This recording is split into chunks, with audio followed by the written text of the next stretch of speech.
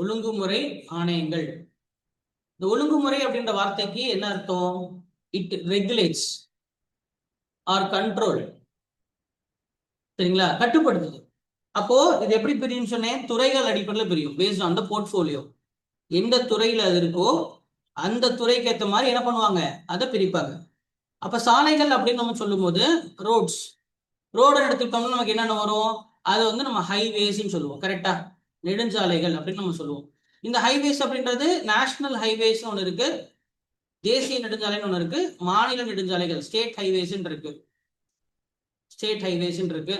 அதுக்கப்புறம் கிராம சாலைகள், village roads, village roads.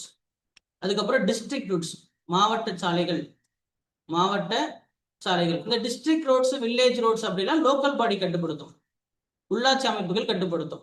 State ஹைவேஸ்ங்கிறது வந்து பாத்தீங்கன்னா அது மாநிலம் கட்டுப்படுத்தும். தேசிய நெடுஞ்சாலைகள் அப்படின்றது யார் கட்டுப்படுத்துவா அப்படின்னா அதுதான் NHAI அப்படின்றவங்க கட்டுப்பாட்டுல இருக்கும். National highways authority of India. National highways authority. Authority அப்படின்னாலே அதை கட்டுப்படுத்துது. National highways authority of India.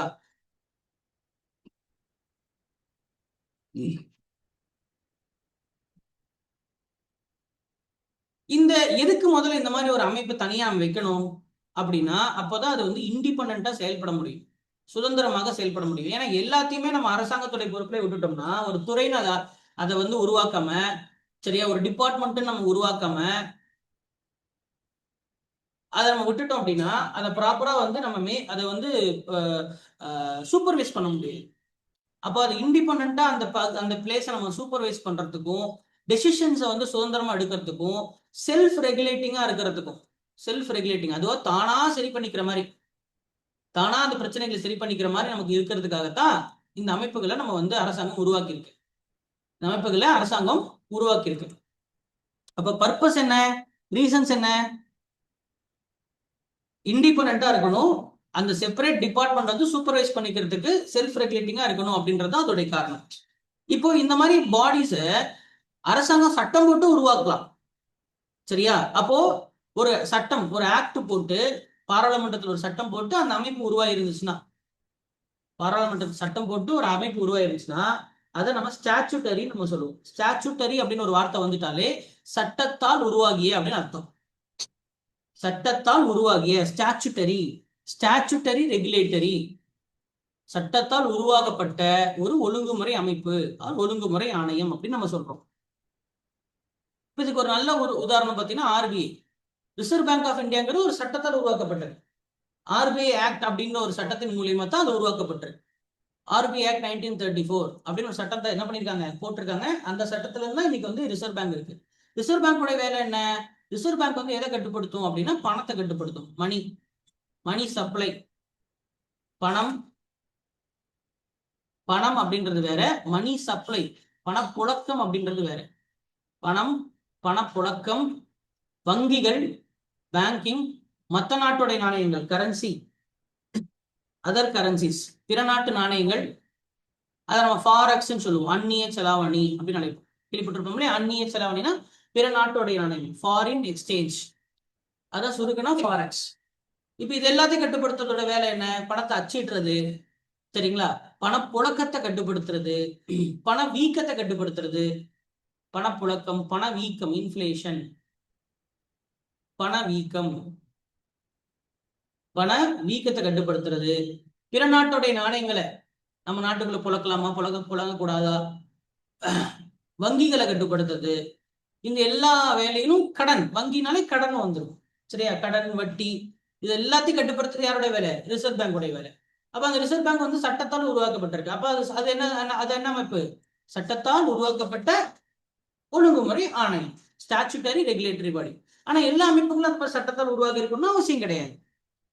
சரியா? எல்லா அமைப்புகளும் சிலதை வந்து அப்படி உருவாக்கி அவசியம். இப்போ உதாரணத்துக்கு இப்போ இப்போ வந்து அந்த லாயர்ஸ் இருக்காங்களே, நீங்க வந்து பிஎல் படிச்சா லாயர்னு சொல்றோம். கரெக்டா? தெரியுங்களா? BABL, BBL அப்படின்னு சொல்லி பிஎல் படிக்கணும். தெரியுமா? தெரியாது. அந்த லாயர் நீங்க படிச்சிட்டீங்கன்னா கோர்ட்ல வாதாட முடியுமா? கோர்ட்ல போய் வாதாடுறவர்களை தான் நம்ம அட்வொகேட்னு சொல்றோம். நிறைய பேருக்கு நமக்கு இந்த டிஃபரன்ஸே தெரியாது. லாயர் அப்படின்றது வேற, அட்வொகேட்டுங்கிறது வேற.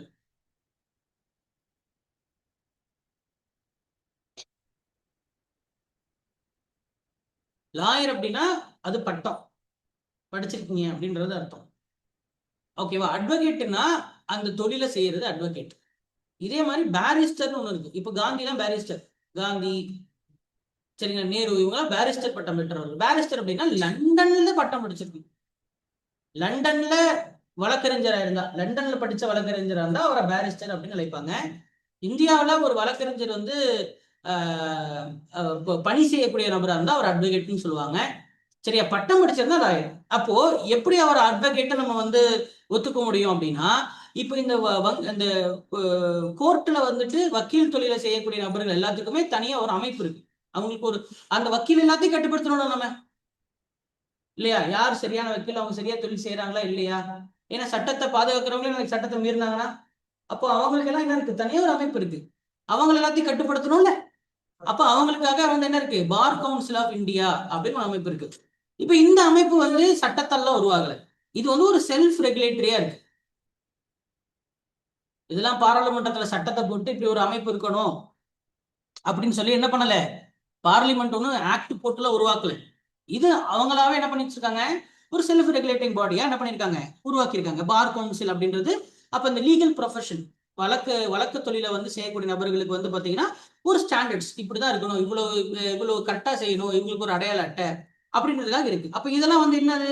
இதெல்லாம் வந்து ஒரு செல்ஃப் ரெகுலேட்டிங் பாடி. இப்ப இது ஒரு ரெகுலேட்டரி பாடி தான், மொத்தத்துல கட்டுப்படுத்துது. இப்ப தேசிய நெடுஞ்சாலைகள் அப்படின்னு நம்ம பார்த்தோம் இல்லையா? தேசிய நெடுஞ்சாலைகள், இதே மாதிரி தேசிய நீர்வழிச்சாலைகளும் இருக்கு. நேஷனல் வாட்டர்வேஸும் இருக்கு. நெடுஞ்சாலை மட்டும் இல்ல, நீர்வழிச்சாலை, நேஷனல் வாட்டர்வேஸ். நேஷனல் வாட்டர், முக்கியமா நீங்க 8 வாட்டர்வேஸ் படிச்சு வச்சிருக்கணும். எங்க இருக்கு அப்படின்னு தெரியணும். நேஷனல் வாட்டர்வேஸ் எங்க இருக்கு? நேஷனல் வாட்டர்வேஸ் இங்க பாருங்க, 8 முக்கியமான நீர்வழிச்சாலைகள். இதுல இருக்கிற பெருசு வந்து பாருங்க, அலகாபாத் டு ஹல்தியா வரைக்கும் கங்கையில. இதுதான் national waterway 1, NW1. Allahabad to Haldia வரைக்கும், கொல்கட்டா இருக்கு, கொல்கட்டா வரைக்கும், உத்தரப்பிரதேஷ்ல இருந்து யூபி வரை, யூபியில இருந்து கொல்கட்டா வரைக்கும் எதுல வரலாம்? கப்பல்லையே வரலாம். நீர் வழியில வர முடியும், சாலைகள்ல வராம நீர் வழியிலே வர முடியும். அதுதான் என்ன சொல்றோம்? நேஷனல் வாட்டர்வே 1 அப்படின்னு நம்ம அழைக்கிறோம். National waterway 1. சரியா? அலகாபாத்துடைய புது பேர் தான் பிரயாக்ராஜ். பிரயாக்ராஜ்ல இருந்து ஹல்தியா வரைக்கும். அப்ப இருக்கிறதுல இதுதான் மிக மிக நீளமான நீர்வழிச்சாலை இந்தியாவில். எத்தனை kilometre? 1620 kilometre. NW1, NW2, NW3 சொல்லிட்டு என்ன இருக்கு? நிறைய நீர்வழிச்சாலைகள் இருக்கு. தெரியுதா உங்களுக்கு? அது நீர்வழிச்சாலைகள் எங்கெங்க பாயுது அப்படின்னா நம்ம வந்து முதல்ல ஒரு 2-3 தெரிஞ்சு வச்சிருந்தா போதும். எல்லாமே எக்ஸாம்ல கேட்க மாட்டோம். சரியா? இப்ப இந்த நீர்வழிச்சாலைகளை கட்டுப்படுத்துறது யாரு? இப்ப இதுக்கு ஒரு அமைப்பு வேணும் இல்லையா? வேணுமா நம்ம? National waterways authority of India. National waterways authority, NW. அது என்ன சொல்ற மாதிரி? NWA, national waterways authority of India. Inland waterways, உள்நிலத்தில் காணப்படக்கூடிய நீர்வழிச்சாலைகள்.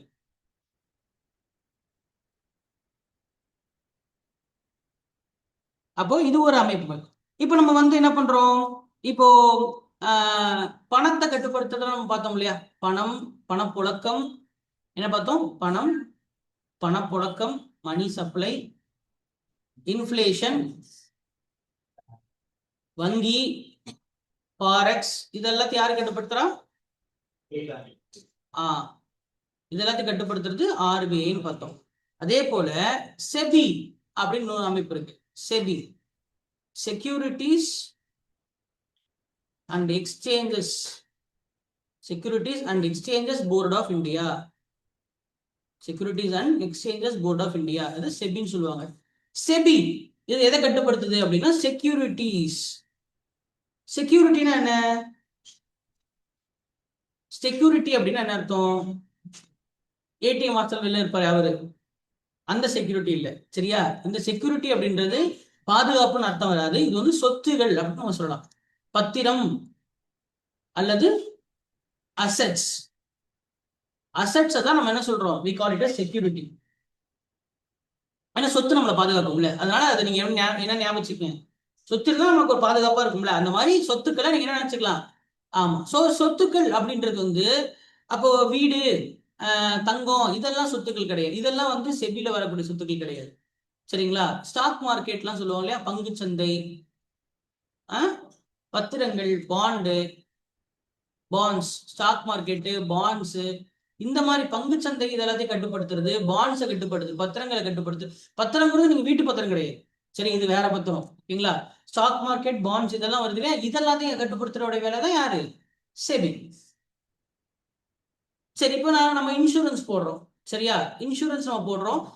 என்னென்ன இன்சூரன்ஸ் இருக்கு? நிறைய இன்சூரன்ஸ் இருக்கு இல்லையா? வண்டிக்கு இருக்கு, மருத்துவத்திற்கு மெடிக்கல் இன்சூரன்ஸ் இருக்கு. சரியா? டேர்ம் இன்சூரன்ஸ், அதாவது லைஃப் இன்சூரன்ஸ் இருக்கு, வெஹிக்கல் இன்சூரன்ஸ் இருக்கு. மெரைனா? ஓகே, மெரைன் இன்சூரன்ஸ் அது இருக்கு. அதான் அதுவும் இதுதானே. கடலுக்கு சொல்றீங்களா, கப்பலுக்கு சொல்றீங்களா? கப்பலுக்கு. ஓகே, அதுவும் வெஹிக்கல் தானே. சரியா? மெடிக்கல் இன்சூரன்ஸ், டேர்ம் இன்சூரன்ஸ், இந்த மூணும் நம்ம வந்து வாழ்க்கையில் எல்லாருமே போட்டிருப்போம். போடணும், கட்டாயமா இருக்கணும் இன்சூரன்ஸ் அப்படின்ற அந்த விஷயம். சரிங்களா? அதே மாதிரி வந்து தெஃப்ட் இன்சூரன்ஸ் இருக்கு. திருடிட்டு போயிட்டா அப்படின்ற மாதிரி என்ன இருக்கு? தெஃப்ட் இன்சூரன்ஸ் இருக்கு. மொபைலுக்குலாம் இப்போ இன்சூரன்ஸ் நம்ம போடுறோம். மொபைலுக்கு என்ன இருக்கு? மொபைலுக்கு இன்சூரன்ஸ் இருக்கு. ஹாஸ்டேஜ் இன்சூரன்ஸ் ஒன்று இருக்கு. வெளிநாடுகள்லாம் பெரிய பெரிய நபர்கள் வந்து கடத்திட்டு போயிட்டாங்கன்னு வச்சுக்கோங்க. உங்களை கடத்திட்டு போயிட்டாங்க, கடத்திட்டு போயிட்டு 1 கோடி ரூபா 2 கோடி ரூபா பணம் கேட்கறாங்க அப்படின்னா, அப்போ அந்த பணக்காரங்க என்ன பண்றாங்க? அது எதுக்கு 2 கோடி ரூபாய் செலவு பண்ணும் அப்படின்னு. சப்போஸ் நாளைக்கு என்ன கடத்திட்டு போயிட்டாங்கன்னா அவன் எவ்வளவு பணம் கேட்டாலும் நீ கொடுக்கணும் அப்படின்ற மாதிரி என்ன பண்ணுவாங்க? ஹாஸ்டேஜ் இன்சூரன்ஸ்னு இருக்கு. ஓகேவா? இந்த மாதிரி இன்சூரன்ஸ் அப்படின்னா, இப்போ இந்த இன்சூரன்ஸ்காரன் பணத்தை வாங்கிட்டு பணத்தை கொடுக்காம நம்மளை ஏமாத்திட்டானா, இல்ல அவன் ஏதாவது ஒரு காரணத்தை சொன்னான்னு வச்சுக்கோங்களேன், அப்ப நம்ம யார்கிட்ட போய் பண்ண முடியும்? ஆர்பிஐட்ட போக முடியாது. இதுவும் பணம் சம்மந்தப்பட்டதுங்கிறதுனால ஆர்பிஐட்ட போக முடியாது, இல்ல செபிட்ட போக முடியாது. அப்ப இந்த இன்சூரன்ஸ் கம்பெனி எல்லாத்தையும் ஒழுங்குமுறை செய்யறதுக்கு IRDAI அப்படின்னு சொல்லி அது தனியா இருக்கு. IRDAI, insurance regulatory and development authority of India. Insurance regulatory and development authority of India, IRDAI. Insurance regulatory, பாருங்க எல்லாத்துலயும் ரெகுலேட்டரிங்கிற வார்த்தை வருது. அண்ட் டெவலப்மெண்ட் அத்தாரிட்டி, அத்தாரிட்டி வார்த்தையும் இருக்கு. Insurance regulatory and development authority of India. அதுக்கப்புறம் நம்ம வந்து இன்னைக்கு தொலைத்தொடர்பு அமைப்புகள் இருக்கு இல்லையா? ஜியோ இருக்கு, அப்புறம் வேற என்ன இருக்கு? ஏர்டெல் இருக்கு, பிஎஸ்என்எல் இருக்கு. இந்த மாதிரி இது எல்லாம் நிறுவனங்கள் தான். சரியா? இப்ப இந்த நிறுவனங்கள்லாம் நம்மளை வந்து நிறுவனங்கள் எல்லாத்தையும், தொலைத்தொடர்பு நிறுவனங்களையும், சரியா, மக்கள், பொதுமக்கள், சப்ஸ்கிரைபர்ஸ் இவங்களையும் நம்ம வந்து இவங்களுக்கு நடுவில் இருக்கக்கூடிய எந்த சிக்கலும் வரக்கூடாது அப்படின்னு பாதுகாக்கிறதுக்கு நடுவில் யார் இருக்கான்னா ட்ராய் அப்படின்ற ஒரு நிறுவனம் இருக்கு. TRAI, telecom regulatory authority of India. TRAI message எல்லாம் வந்துருக்கும், எல்லாருக்கும் மெசேஜ் இருக்கும் ட்ராய்ல இருந்து. சரியா? யாராவது ஓடிபி கேட்டா கொடுக்காதீங்க, சொல்லாதீங்க அப்படிலாம் வந்திருக்கும், பார்த்திருக்கீங்களா? அதுதான் TRAI, telecom regulatory authority of India. அப்ப ஜியோ ஏதோ ஒரு தப்பு பண்ணாங்கன்னா ட்ராய்ட்ட நம்ம கம்ப்ளைண்ட் பண்ணலாம். ஏர்டெல் ஏதோ தப்பு பண்ணாங்கன்னா நம்ம ட்ராய்ட்ட கம்ப்ளைண்ட் பண்ணலாம். அவங்க தப்பு பண்ணாம பாத்துக்கிறது தான் ட்ராயோட வேலை. ட்ராய், இப்படி ஒரு அமைப்பு இருக்கு. ஈவன் போட்டி, இப்போ ஒரு நிறுவனமும் இன்னொரு நிறுவனமும் சண்டை போட்டுன்னு வச்சுக்கோங்களேன். ஒரு நிறுவனம் இருக்கு, ஏன்ற நிறுவனம், பி என்ற நிறுவனம், 2 பேருக்கும் வந்து ஒரு சண்டை நடக்குதுன்னு வச்சுப்போம். அந்த சண்டையை எப்படி தீர்க்கிறது? ரெண்டுமே தனியார் நிறுவனம். அப்ப அந்த 2 பேருக்கு நடுவில் வந்து ஒரு போட்டினால வந்து போட்டியின் காரணமா, பொறாமையின் காரணமா ஏமாத்திட்டான்னு வச்சுக்கோங்க. அப்ப அவங்களுடைய போட்டி நியாயமா இருக்கணும் அப்படின்றதுக்காக காம்படிஷன் கமிஷன் ஆஃப் இந்தியா அப்படின்னு தனியா இருக்கு. Competition commission of India, CCI. இது நிறுவனங்களுக்கு இடையே இருக்கக்கூடிய பிரச்சனைகள், போட்டிகளை வந்து கட்டுப்படுத்துறதுக்கு இந்த அமைப்பு இருக்கு.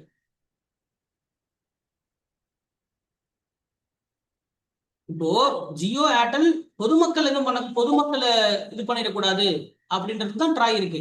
ஆனா ஜியோ ஏர்டெல் ஒருத்தர் சண்டை போட்டுருக்கான்னு வச்சுக்கோங்க, அவங்க அப்போ அது ட்ராய் சம்மந்தம் வராது. ஜியோ ஏர்டெலும் பார்த்தீங்கன்னா இவன் என்ன பார்த்து இவன் காப்பி அடிச்சான் அப்படின்ற மாதிரி இருந்தா அவங்க சிசிஏல தான் என்ன பண்ணுவாங்க, கம்ப்ளைண்ட் பண்ணுவாங்க. உங்களுக்கு புரியும் நினைக்கிறேன். இதுக்கு ஒரு டிஃபரன்ஸ் யாருக்கு புரியல? என்னங்க? ஓகேவா? அப்ப ட்ராய் இருக்கு, சிசிஐ இருக்கு, வேற என்ன, பார் கவுன்சில் இருக்கு. இப்ப இதுவே வந்து பாத்தீங்கன்னா உணவு, இப்ப உணவு இருக்கு. உணவு வந்து சாப்பிடுறோம் நம்ம. இப்ப உணவு தயாரிக்கிற வந்து ஒழுங்கா தரம் வாய்ந்த உணவுகள் தயாரிக்காம, பாதுகாப்பான உணவு தயாரிக்காம அவன் ஏதாவது வந்து அதுல தப்பு பண்ணிட்டானா அதை யாரு கண்காணிக்கிறது? ஹெல்த் இன்ஸ்பெக்டரா? Food safety department. எல்லா சாப்பிடுற பொருளையும் இவங்களுடைய முத்திரை இருக்கும். சரியா? Food safety, food safety and standards authority of India. நாளைக்கு ஒரு சின்னதா நீங்க கடை போடுறீங்கனாலும் எஃப்எஸ்எஸ்ஐ கிட்ட பெர்மிஷன் வாங்கியிருக்கணும். எந்த உணவு சாப்பிட்ற பொருள் எதுவா இருந்தாலும் இவங்ககிட்ட என்ன பண்ணணும், அப்ரூவல் வாங்கணும். இதே மாதிரி உலகளாவிய ஒரு அமைப்பு இருக்கு, அது எஃப்டிஏ. எஃப்டிஏ இது வந்து அமெரிக்காவுடைய. இதே மாதிரி எஃப்டிஏ அப்படின்றது அமெரிக்காவுடைய. அதிகமா, அதாவது எஃப்எஸ்எஸ்ஐயோட அப்ரூவலை விட எஃப்டிஏ அப்ரூவல் ரொம்ப பெருசு. சரியா? எஃப்டிஏ அப்ரூவ் பண்ணா உலகம் ஃபுல்லா நம்ம அதை உபயோகப்படுத்தலாம். எஃப்எஸ்எஸ்ஐங்கிறது இந்தியா ஃபுல்லா மட்டும் தான் பண்ணுவாங்க. எஃப்டிஏ உலகளாவிய அமைப்பு கிடையாது, ஐநா மாதிரி. இருந்தாலும் அது அமெரிக்காவுடைய அமைப்பு, அவனுடைய தரம் அப்படி இருக்கும். இன்னும் இது இன்னும் சொல்ற மாதிரி இருந்தா, எஃப்டிஏ அப்ரூவ் பண்ணாத சில பொருட்களை எஃப்எஸ்எஸ்ஐ அப்ரூவ் பண்ணிருக்குன்னு வச்சுக்கோங்களேன். இப்ப புரிஞ்சுக்கிறீங்களா? எஃப்டிஏ அப்ரூவ் கொடுத்துருக்காரு, ஆனா அந்த உணவு, அந்த மாத்திரை, அந்த உணவு இதெல்லாம் யாருக்கு அப்ரூவல் கொடுத்துருக்கலாம்? எஃப்எஸ்எஸ்ஐ கொடுத்துருக்கலாம். லிமிட் வச்சிருப்பாங்க. அந்த லிமிட் வச்சுட்டு இப்ப இது இவ்வளவு இருந்தா ஓகே அப்படின்னு ஒரு லிமிட் இருக்குன்னா இவங்க ஸ்ட்ரிக்டா ஃபாலோ பண்ணணும், கொஞ்சம் ஸ்ட்ரிக்ட் கம்மியா ஃபாலோ பண்ணணும்னு வச்சுக்கோங்க. இப்போ பிபின்னு இருக்கு. சரியா? பிபி ஒரு 120/80 இதுக்கு மேல இருந்ததுன்னா அது பிபி, பிளட் ப்ரெஷர் வந்துருச்சுப்பா உனக்கு அப்படின்னு சொல்றேன்னு வச்சுக்கோங்களேன். இப்போ இதுவே எஃப்எஸ்எஸ்ஐ என்ன சொல்லுவோம், 130/80 அப்படின்னா அப்ப நிறைய பேருக்கு எனக்கு பிபி இல்லைன்ற மாதிரி ஆயிடும். உங்களுக்கு புரியுதா நான் சொல்றது? இப்ப 128 அப்படின்னு எடுத்துக்கிட்டா இப்ப எஃப்டிஐ பொறுத்த வரைக்கும் இது பிபி தான். ஆனா எஃப்எஸ்எஸ்ஐ பொறுத்த வரைக்கும் இது என்ன இல்லை, இது பிபி இல்லை. ஏன்னா 130 தொடல. அந்த மாதிரி என்ன பண்ணுவாங்க, தரத்தை கொஞ்சம் அதிகரித்து வச்சுக்கிட்டாங்கன்னா என்ன ஆகும், அந்த த்ரெஷோல்ட் அதிகமாட்டுனா அந்த அந்த அந்த உணவுப் பொருட்களுக்கு அப்ரூவல் கொடுப்பாங்க. புரியலையா? ஆந்தனிக்கு புரியல. அதனால எஃப்எஸ்எஸ்ஐயோட அப்ரூவலோட எஃப்டிஏ அப்ரூவல் ரொம்ப முக்கியமானது. இந்தியாவில் எஃப்டிஏ அப்ரூவல் ட்ரக்ஸ்னா ஈஸியாக வாங்குவாங்க, விலையும் அதிகமாக இருக்கும். எஃப்எஸ்எஸ்ஐ அப்ரூவல் கொஞ்சம் விலை கம்மியாக இருக்கும். ஸோ எஃப்எஸ்எஸ்ஐங்கிறது உணவு பாதுகாப்புக்காக இருக்கக்கூடியது. சரிங்களா? இப்போ இந்த மாதிரி இவ்வளவு தனியா நம்ம ரெகுலேட்டரி பாடிஸ் இருக்கு, இன்னும் நிறைய இருக்கு. இப்போ இவ்வளவு இது தெரிஞ்சிருந்தா போதும். இப்போ நீங்க வந்து இது எல்லாமே இருக்கிறதுக்கான காரணம் என்ன? சுதந்திரமா இருக்கணும், அந்த துறை சார்ந்த பாதுகாப்பு கொடுக்கணும், சூப்பர்வைஸ் பண்ணணும். தனியா ஒரு துறை, அதை மேய்க்கிறதுக்குன்னு ஒரு தனியா துறை ஒன்று இருக்கு. அதே மாதிரி செல்ஃப் ரெகுலேட்டிங். ஒவ்வொன்றுக்கும் இப்ப உணவு பிரச்சனைக்குன்னா தனியா அரசாங்கம் இப்படி அதை பொறுப்பேற்றுக்க முடியும். அப்ப அரசாங்கம் அதுக்குன்னு ஒரு தனியா ஒரு அமைப்பை போட்டு இந்த பொறுப்போட இவன்ட்ட கொடுத்துருவோம் அப்படின்னு சொல்லி டிபார்ட்மெண்ட் உருவாக்கி இருக்கு. அந்த டிபார்ட்மெண்டோட கட்டுப்பாட்டிலையும் கண்காணிப்புலையும் யார் இருப்பா, ஈஸியா தெரிஞ்சுக்கலாம். அதுல பாத்தீங்கன்னா வார்த்தையில என்ன இருக்கும், அத்தாரிட்டி, ஸ்டாண்டர்ட்ஸ், ரெகுலேட்டரி அப்படின்ற வார்த்தையெல்லாம் என்ன வரும் அதுல வரும். இப்போ அது மூலயமா நம்ம என்ன பண்ணிக்க முடியும், அது ஒரு கண்காணிப்பு அமைப்பா அப்படின்னு நம்ம தெரிஞ்சுக்கலாம். இந்த மாதிரி 60க்கும் மேற்பட்ட கண்காணிப்பு அமைப்புகளும் ஒழுங்குமுறை அமைப்புகளும் இந்தியாவில் இருக்கு. there are more than 60 regulatory படி. நான் முக்கியமானது மட்டும் தான் நான் சொல்லியிருக்கேன். நான் முக்கியமானது மட்டும் தான் நான் இங்க சொல்லியிருக்கேன்.